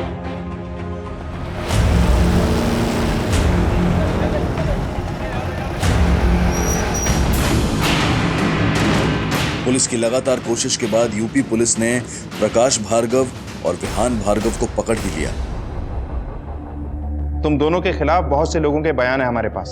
सभी ने तुम दोनों को प्रीतिश को अपने साथ कार में ले जाते हुए देखा था। शादी वाली रात तुम दोनों ही प्रीतिश को अपने साथ गाड़ी में डालकर कहीं ले गए थे। कहाँ ले गए थे उसे? वहीं ले गए थे जहाँ के वो लायक था। उसकी हिम्मत कैसी हमारी बहन से दोस्ती करने की? प्यार व्यार शादी करेगा वो भी हमारी बहन से। साला अपनी जात भूल गया। हम लोग के साथ खड़े रहने की औकात नहीं है उसकी, इसीलिए मार दिया उसे। वैसे तुम्हारी हिम्मत की दाद देनी पड़ेगी। 2 साल पहले मोनिका पॉल मर्डर केस में इन्वॉल्व हो तुम, बेल पे बाहर हो, उसके बाद ये कांड। प्रकाश भार्गव और विहान भार्गव ने पुलिस के सामने अपना जुर्म कबूल किया, लेकिन वो तीसरा आरोपी जिसने प्रकाश और विहान का साथ दिया था वो अब भी फरार था। आखिरकार बलदेव पहलवान 23 मार्च 2005 को पुलिस की गिरफ्त में आ गया। उसके खिलाफ एक अलग केस दर्ज किया गया। दिन रात एक करके पुलिस ने आरोपियों के खिलाफ एक सशक्त मामला बनाया। तमाम गवाहों के बयान, डीएनए टेस्ट और यहां तक कि आरोपियों के इकबालिया बयान भी जुटाए गए। लेकिन इतना सब कुछ होने के बावजूद पूनम कोठारी को अपने बेटे के लिए इंसाफ नहीं मिल पाया। नहीं मैम, मैंने कुछ नहीं देखा। मैम वहाँ पे बहुत अंधेरा था तो मैंने ठीक से कुछ देखा नहीं वहाँ पे। यही लोग थे या नहीं पता नहीं मैम। हम तो काम में बिजी थे मैडम। तुम्हारा काम तो गेट पर नजर रखना है, फिर किस काम में बिजी थे तुम? शादी थी ना तो और दूसरे काम में बिजी हुए थे। जी सर, यही थे। इन्हें देखा था मैंने उस लड़के के साथ। अच्छा, तो ये बताओ, क्या तुमने आरोपियों को प्रतीश को मारते हुए देखा? नहीं सर। इनके हाथ में कोई हथियार वगैरह देखा था? नहीं sir. Exactly my point your honour. Vijay ने प्रकाश और विहान को प्रतीश के साथ सिर्फ देखा। ना तो इस बात से यह साबित होता है कि प्रकाश और विहान जबरदस्ती उसे अपने साथ कहीं ले जा रहे थे, और ना ही यह साबित होता है कि इन दोनों ने प्रतीश का मर्डर किया है। That's all your. साफ जाहिर था कि गवाहों को या तो डरा धमकाकर उन्हें अपना बयान बदलने के लिए मजबूर किया गया है या फिर उन्हें पैसे देकर खरीदा गया है। बहरहाल इस सब का इस केस पर बुरा असर पड़ा और एक मोड़ पर तो ऐसा लगने लगा था कि जैसे इस जंग में झूठ की जीत होगी और सच की हार। खासकर तब जब उसी आरती ने बड़ी निर्ममता से अपने और प्रतीश के बीच के रिश्ते को झुठला दिया, जिस आरती से प्रतीश बेइंतहा प्यार करता था। ये है वो लेटर्स, कार्ड्स वगैरह जो आरती ने प्रीतिश को भेजे थे।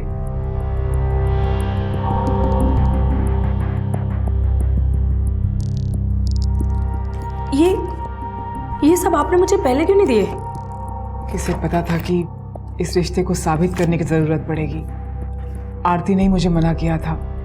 उसने बोला था कि ये चीजें बाहर नहीं आनी चाहिए। उसे उसकी और उसकी फैमिली की बदनामी का डर था, लेकिन अब हमारे पास भी और कोई चारा नहीं है। मुझे लगता है ये लेटर, कार्ड्स और वो ईमेल जो आरती ने विपिन को भेजे थे, आरती को झूठा साबित करने के लिए ये सब काफी होने चाहिए। Let's see. आज कोर्ट में होगा आरती भार्गव का प्रोसिक्यूशन द्वारा क्रॉस एग्जामिनेशन। आरती भार्गव ने पुलिस के सामने अपने भाइयों के गुनहगार होने की आशंका जताई, लेकिन वो कोर्ट में जाकर अपने बयान से मुकर गई। अब ये सारा केस आरती भार्गव के क्रॉस एग्जामिनेशन पर निर्भर करता है। सारा देश जानने के लिए बेताब है कि क्या होगा बंद अदालत के दरवाजों के पीछे। तो ये लव लेटर्स तुमने प्रीतिश को नहीं लिखे? नहीं। और ये हैंडराइटिंग भी तुम्हारी नहीं है? मतलब मैं अपने सारे फ्रेंड्स को कार्ड्स भेजती हूँ। हाँ, लेकिन लव लेटर्स तो नहीं भेजती ना? Objection your honour. Objection sustained. जज साहब, ये वो 5 ईमेल हैं जिसमें मिस आरती ने विपिन कोठारी से प्रीतिश के बारे में हालचाल पूछा और उसकी चिंता जताई। नहीं सर, मैंने कोई ईमेल नहीं भेजा है। मैं तो प्रीतिश के भाई का ईमेल एड्रेस तक नहीं जानती हूँ। lookc@yuhan.com ये तुम्हारा ईमेल एड्रेस नहीं है? जी नहीं, ये मेरा ईमेल एड्रेस नहीं है। मिस आरती, आप झूठ बोल रही हैं। आपने जो मेल भेजे हैं उसमें प्रीतिश को चीनू कहा गया है और आपके अलावा इस नाम से उसे कोई नहीं बुलाता था। ऑब्जेक्शन योर ऑनर, ये कोइंसिडेंस भी तो हो सकता है। Too much of a coincidence? Sir, मुझे इसके बारे में कुछ नहीं पता है। मुझे नहीं पता ये सब लोग क्या कह रहे हैं। मैंने कोई ईमेल नहीं भेजा है। शालिनी और पूनम कोठारी सही थे। केस एक बेहद नाजुक मोड़ पर पहुंच चुका था। किस दिशा में, किसके पक्ष में जाएगा, यह कहना मुश्किल था। दबाव सभी पर बढ़ रहा था, चाहे वो पुलिसकर्मी हो या जज, क्योंकि इस केस से मिलते जुलते 2 हाई प्रोफाइल मामले पहले से ही सुर्खियों में थे। अब सबकी नजरें प्रीतिश कोठारी केस पर टिकी हुई थी। इससे पहले कि अंतिम दलील की सुनवाई हो, मीडिया ने एक रहस्यमय टेप का खुलासा किया। ये टेप कहां से आई, किसने दी, ये राज ही रहा, लेकिन इस टेप ने आरोपियों का पर्दाफाश करने में एक अहम भूमिका निभाई। वादे के अनुसार हम आपके सामने लेकर आए हैं एक सनसनीखेज रिकॉर्डिंग जो प्रीतिश कोठारी के सच्चाई को बयान करती है। आई किल प्रीतिश कोठारी, हथौड़ा मारकर हत्या कर दी गई। ये शब्द किसी और के नहीं, खुद आरोपी के हैं। सुनिए। मैंने मारा प्रतीश को, हथौड़े से मार करके उसकी हत्या की। प्रतीश और आरती के बारे में पूरे परिवार को पता चल चुका था। हमारे फैमिली की रेपुटेशन दाव पर थी। जब उस पार्टी में मैंने प्रतीश को देखा, मैंने और विहान ने ये डिसाइड कर लिया था कि ये सबसे अच्छा मौका है सब कुछ ठीक करने का। बाद में मौका मिले न मिले। बारात के बाद मैंने और विहान ने खाना खाया और हमने देखा कि प्रतीश भी अपने दोस्तों के साथ खाना खा रहा है। मैंने विहान से कहा कि उसको बाहर लेकर के आए। थोड़ी देर के बाद विहान प्रतीश को बाहर लेकर के आया और फिर मैंने अपनी गाड़ी में उसको फ्रंट वाली सीट पर बैठाया। पीछे बलदेव पहलवान और विहान बैठे थे। गाड़ी में खुद चला रहा था और गाड़ी ड्राइव करके हम लाल कुआं के पास वाले हाईवे पर पहुंचे। हम यहाँ पे क्यों बात कर रहे हैं? वहाँ अल्ले गुल्ले में कैसे बातचीत होती? यहाँ अच्छे से बातचीत होगी, इसलिए लाया तुझे यहाँ पे। अगर कुछ भी बात है तो हम बात कर सकते हैं।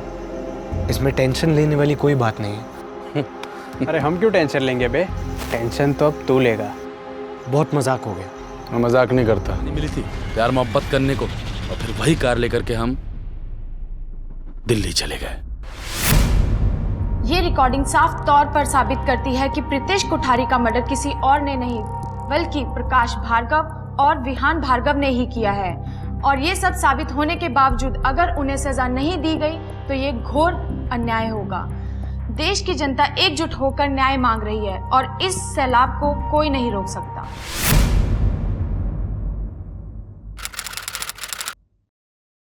सच सबके सामने है जज साहब। ये रिकॉर्डिंग कोर्ट में भले मायने ना रखती हो, लेकिन इसमें मौजूद सच बार बार कोर्ट में दोहराया जा चुका है। प्रकाश भार्गव और विहान भार्गव, इन दोनों के पास छिपने और भागने के अलावा कोई जगह नहीं। That's all. This court has heard the arguments of defense lawyer and prosecutor. After deliberation and proper scrutiny of the arguments, this court finds Prakash Bhargav and Vihan Bhargav both were present at the said venue and indeed present with Pratish Kothari. ये अदालत मानती है कि prosecution अपनी दलील के जरिए ये बात साबित करने में कामयाब हो गया कि प्रकाश भार्गव और विहान भार्गव के पास प्रतीश कोठारी को मारने का मोटिव था। यह अदालत यह भी मानती है कि डिफेंस अपनी दलीलों से यह बात साबित करने में नाकामयाब रहा कि प्रकाश भार्गव और विहान भार्गव का इस मामले से कोई ताल्लुक नहीं था। यह अदालत प्रकाश भार्गव और विहान भार्गव को आईपीसी की धारा 302/34 के तहत दोषी मानती है और उन्हें आजीवन कारावास की सजा सुनाती है। साथ ही 1 लाख रुपए जुर्माना देने का आदेश देती है और इसके अलावा आईपीसी की धारा 364/34 के तहत 50,000 रुपए और आईपीसी की धारा 201/34 के तहत 10,000 रुपए जुर्माना देने का आदेश देती है।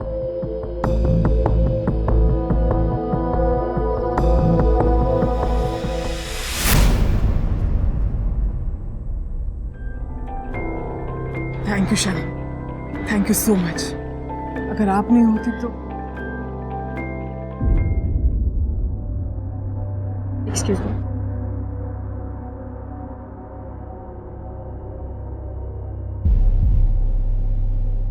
आंटी मुझे माफ कर दीजिए।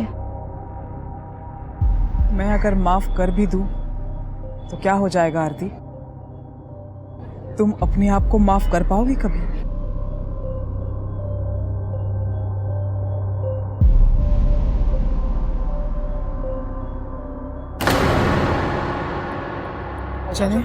मिसेस कोठारी, आपको इतने टाइम बाद इंसाफ मिला, क्या आप खुश हैं इस जजमेंट से? थैंक यू आप सब लोगों का जिन्होंने हमारा साथ दिया।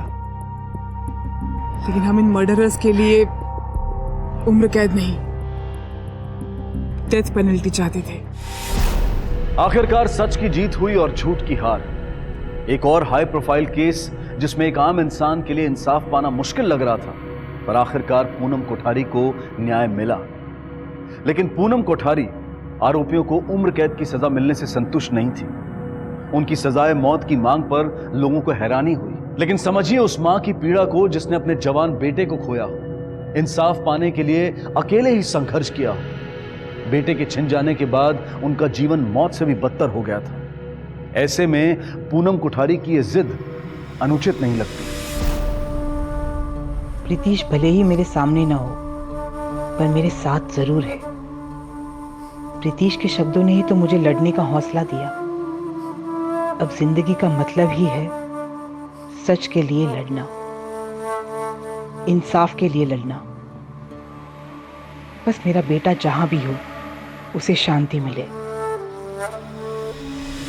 किसी ने सही कहा है कि अपने हौसले को यह मत बताओ कि तुम्हारी तकलीफें कितनी बड़ी हैं, अपनी तकलीफों को यह बता दो कि तुम्हारा हौसला कितना बड़ा है। अन्य 2 मामलों की तरह प्रीतीश कोठारी का मामला भी इतिहास में दर्ज हुआ। उम्मीद है कि इन एग्जाम्पल से यह सिद्ध हो गया होगा कि चाहे कोई कितना ही ताकतवर क्यों ना हो, कितना ही अमीर क्यों ना हो, लेकिन वो कानून से बड़ा नहीं हो सकता।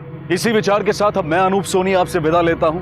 फिर मुलाकात होगी अगले एपिसोड में एक और चौंका देने वाले केस के साथ। तब तक अपना और अपने परिवार का ख्याल रखें और देखते रहें क्राइम पेट्रोल डायल 100। सबक एक को सीख हम सबको। जय।